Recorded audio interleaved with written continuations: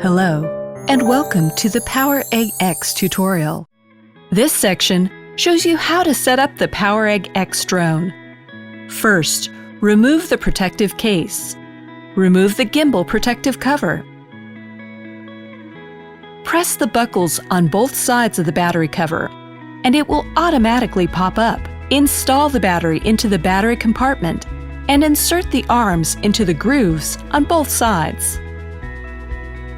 Snap the battery cover shut to secure it into place. And unfold the arms and landing gear.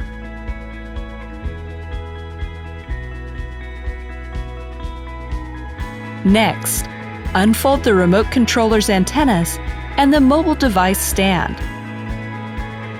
Attach your phone to the stand and use the data cable to connect the remote controller to your phone. Power on the remote controller and the drone.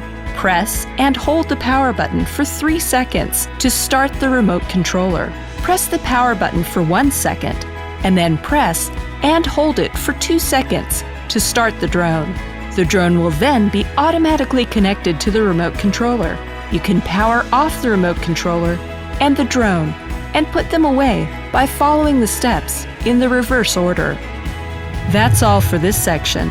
Thank you for watching.